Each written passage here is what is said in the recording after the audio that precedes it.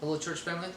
Tonight we are looking at reason number 5. Jesus says to not worry. And this is found in Matthew 6 again, verse 32. In the first part of the verse, we read about our reason from last, reason number 4. But this is reason number 5. He says this: For the Gentiles seek after all these things. That's reason number 4.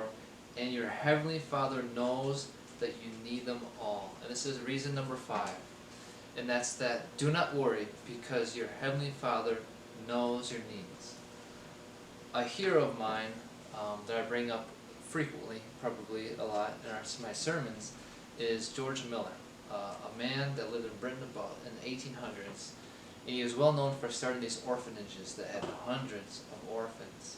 And he, looking at like his journals, like literally, like it seemed like day after day after day, they needed food. They needed some need. The boiler's broken or whatever it was. And he didn't tell anyone. He merely prayed to God, and it would just, the need would be taken care of. Things would just come up. Let me read an example here. This is from a man, a friend of a man that was with George Miller one night. He reads this: One night, when all the household had retired, Miller asked Pearson to join him in prayer. He told him that there was absolutely nothing in the house for next morning's breakfast. My friend tried to remonstrate with him and to remind him that all the stores were closed.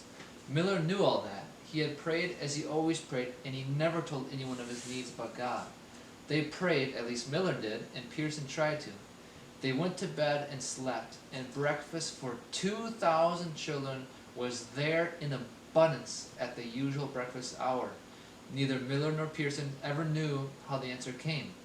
The story was told the next morning to Simon Short of Bristol, under pledge of secrecy until the benefactor died. The details of it are thrilling, but all that need be told here is that the Lord called him out of bed in the middle of the night to send breakfast to Miller's orphanage, and knowing nothing of the need or the 2-minute prayer, he sent provision that would feed them a month.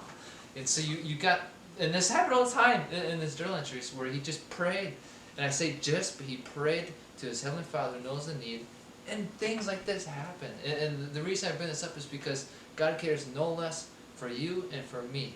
And so God knows your needs. He cares. He's your Heavenly Father. Heavenly, that He's able. Father is that He knows and He cares.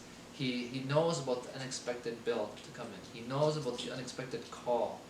He knows and He cares. So church family, don't worry, because your Heavenly Father knows your needs.